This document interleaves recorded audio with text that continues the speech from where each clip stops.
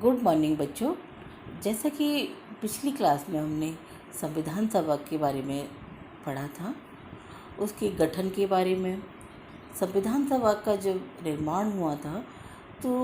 उस समय क्या क्या विवाद उत्पन्न हुए थे, उन सब के बारे में हमने बात की थी। उससे आगे आज हम संविधान निर्माण की जो प्रक्रिया है उसके बारे में चर्चा करने जा रहे हैं। जुलाई 1946 में जब संविधान सभा का निर्वाचन हुआ, उस समय डॉक्टर राजेंद्र प्रसाद संविधान सभा के स्थायी अध्यक्ष निर्वाचित हुए थे। इसी दिशा में आगे सर्वप्रथम जवाहरलाल नेहरू द्वारा 13 दिसंबर 1946 को एक उद्देश्य प्रस्ताव प्रस्तुत किया गया था, जिसमें भारत को एक स्वतंत्र प्रभुसत्ता संपन्न गणराज्य घोषित करने की आकांक्षा व्यक्त की गई थी और ये कहा गया कि प्रभुसत्ता जो है वो जनता में होगी तथा भारत के सभी लोगों को सामाजिक, आर्थिक और राजनीतिक न्याय तथा विचार अभिव्यक्ति, विश्वास, धर्म और व्यवसाय की पूरी गारंटी दी जाएगी, यानी पूरी तरह से व्यक्ति स्वतंत्र होगा।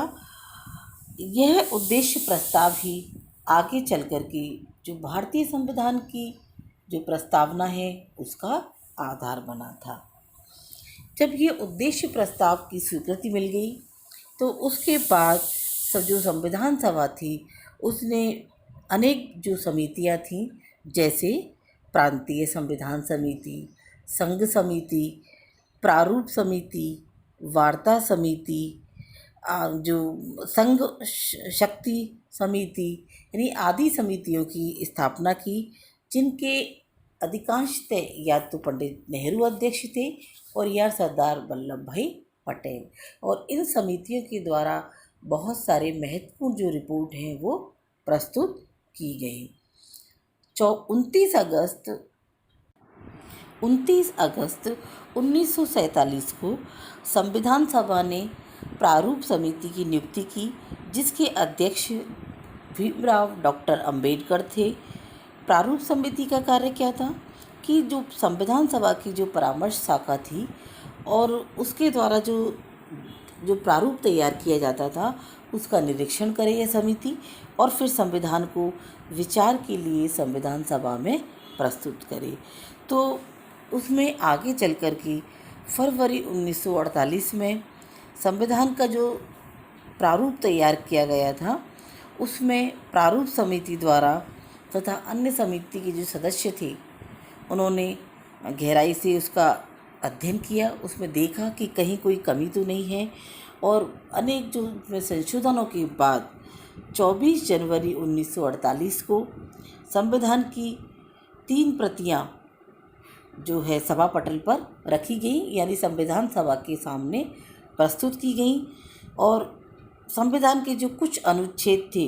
उनको 26 नवंबर 1949 के दिन लागू कर दिया था, यानी कि फरवरी 48 में जो और शेष जो संविधान था वो 26 जनवरी 1950 को लागू कर दिया गया। यानी हमारा जो संविधान है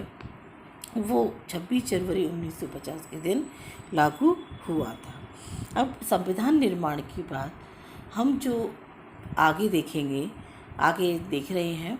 वो है संविधान सभा के बारे में कुछ आलोचनात्मक विचार। यानी कोई भी चीज़ का जब गठन होता है, निर्माण होता है या कोई भी कार्य किया जाता है तो हमेशा उसके पक्ष और विपक्ष में जो विचार है वो प्रस्तुत किए जाते रहे हैं। तो इसी तरह से जब संविधान लागू हुआ था तो उसके बारे में भी जो संविधान सभा है उसके बारे में कुछ आलोचनात्मक विचार उत्पन्न हुए थे। तो इसमें सबसे पहले जो आलोचना थी वो यह थी कि क्या संविधान सभा को प्रभुत्व संपन्न संस्था माना जाए। यह माना जा रहा था कि संविधान सभा जो है वो कैबिनेट मिशन योजना के अधीन अस्तित्व में आई थी और यह ब्रिटिश संसद की सत्ता के अधीन थी। अर्थात जो कैबिनेट मिशन योजना जो थी उसमें जो संविधान की मूल रूपरेखा तैयार की थी उसमें भारतीय संविधान सभा कोई भी परिवर्तन नहीं कर सकती थी। तो आलोचकों का ये मत था कि संविधान सभा एक संप्रभु संस्था नहीं है, यानी सर्वोपरि संस्था नहीं है। ये चाहे सिद्धांत में हो चाहे व्यवहार में, दोनों ही रूप में ये मर्यादाओं से बंधी हुई है। तो ऐसी स्थिति में वो ये मान रहे थे कि क्या संविधान सभा जो है वो संविधान निर्माण के लिए या जो भी संविधान में जो प्रावधान रखे गए हैं उनके लिए उचित है अथवा नहीं। दूसरा विचार था कि क्या संविधान सभा एक प्रातिनिधिक संस्था थी। संविधान सभा की संप्रभुता के साथ ही उसके प्रातिनिधिक संस्था होने पर भी आरोप लगाया गया। कुछ राजनीतिक दल थे जो ये मान रहे थे कि संविधान सभा के जो सदस्य हैं और उनका जो निर्वाचन किया गया था वो प्रत्यक्ष रूप से ना किया जा करके अप्रत्यक्ष निर्वाचन किया गया था, इसलिए इसे भारतीय जनता की प्रतिनिधि संस्था हम नहीं मान सकते। और ये जो राजनीतिक दल थे उनका ये मानना था कि वयस्क मताधिकार के आधार पर जो संविधान सभा के सदस्य हैं उनका निर्वाचन किया जाना चाहिए। जो अगली आलोचना है उसमें था कि क्या संविधान को लोकप्रिय अनुज्ञप्ति प्राप्त थी, यानी कि उनको ये उन सदस्यों को ये लग रहा था कि प्रत्यक्ष निर्वाचन के द्वारा संविधान सभा का निर्माण किया जाना चाहिए, अन्यथा संविधान सभा द्वारा जो प्रस्तुत संविधान है उसको जनमत संग्रह के द्वारा यानी जनमत के द्वारा ही पारित किया जाना चाहिए, ताकि जो संविधान है उसको जनता का एक समर्थन मिल सके और हम ये मान सकें कि जो भी भारतीय संविधान बनाया गया है वो जनता की सहमति से बनाया गया है। अगली आलोचना है कि क्या संविधान के संगठन का सांप्रदायिक आधार था। कुछ आलोचक ये मान रहे थे कि संविधान सभा की जो संगठन है उसका जो आधार था वो सांप्रदायिक था और इसीलिए वो लोग ये मान रहे थे कि संविधान सभा में किसी एक संप्रदाय का बहुमत ना हो जाए, इसलिए हमें सभी संप्रदाय के लोगों का सहयोग लिया जाना चाहिए। अगली आलोचना है कि क्या संविधान सभा में वकीलों का प्रभुत्व था, यानी क्या संविधान सभा में वकीलों का वर्चस्व था। उनका ये मानना था कि जो संविधान सभा है उसमें किसान वर्ग, मजदूर वर्ग, इनको समुचित प्रतिनिधित्व नहीं मिला था, यानी कि उनको समुचित स्थान नहीं था। उस वर्ग के जो सदस्य थे वो संविधान सभा में नहीं थे और उनका ये मानना भी था कि ये जो संविधान बनाया गया है ये चूँकि वकीलों द्वारा बनाया गया है अतः ये विवाद बढ़ाएगा, क्योंकि जैसे कि वकीलों की प्रवृत्ति होती है कि तर्क वितर्क करने की, तो उनको ये मानना था कि ये विवाद बढ़ाएगा और वकीलों को लाभ पहुंचाने वाला संविधान सिद्ध होगा। इसमें जो भारतीय जनता है उसका जो आम वर्ग है, जैसे कि ये माना जाता है कि भारतीय जनता जो प्रमुख वर्ग है वो किसान वर्ग है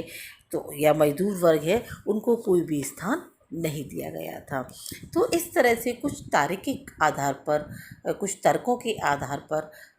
भारतीय संविधान सभा की जो संविधान बनाया गया था उसके द्वारा उसकी आलोचनाएं की गई थी। लेकिन हमेशा जैसे कि होता है कि कुछ आलोचनाओं के बाद कुछ अच्छे जो तर्क हैं वो भी निकल के आते हैं। तो इसमें ग्रेनविल ऑस्टिन जो थे उन्होंने भारतीय संविधान के जो निर्माण हुआ था उसमें ये बताया था कि इसमें अत्यधिक जो श्रेष्ठ प्रक्रिया है उसी को अपनाया गया है और इन्होंने इसके प्रतीक रूप में कि भाई भारतीय संविधान की जो निर्माण प्रक्रिया है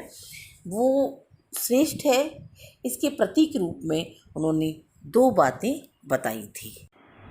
पहली बात उन्होंने बताई थी कि सहमति से निर्णय लिए गए थे। अरे अर्थात उन्होंने ये कहा था कि भारत के जो राष्ट्रीय नेता थे उन्होंने जो निर्णय लिए थे संविधान सभा ने के संविधान के निर्माण के समय, वो बहुमत से नहीं लिए थे बल्कि सहमति से निर्णय लिए गए थे। इसके कुछ उदाहरण उन्होंने बताए हैं कि जैसे संविधान के संघीय और भाषाई प्रावधान तथा अल्पसंख्यकों से संबंधित समस्याएं, यानी अल्पसंख्यक, चाहे वो अल्पसंख्यकों से संबंधित समस्याएं हों, चाहे संघीय रूप से संघीय प्रावधान हो या भाषाई प्रावधान हो, सभी का निर्णय सहमति से लिया गया था। और ऑस्टिन ने ये माना था कि 3 बातें हैं जो ये सिद्ध करती हैं कि हमारे जो निर्णय हैं वो सहमति से लिए गए थे। जैसे कि संविधान सभा में एकता का वातावरण था, आदर्शवादिता का वातावरण था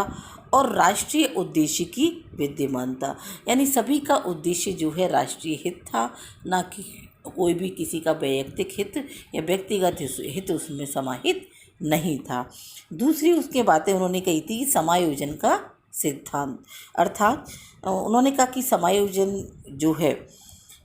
ऐसे तत्वों के बीच समन्वय करने से है जिन्हें अब तक परस्पर विरोधी समझा जाता था, यानी जनता जिनको अब तक परस्पर विरोधी मानती थी उनके बीच में समन्वय के सिद्धांत के आधार पर निर्णय लिए गए थे।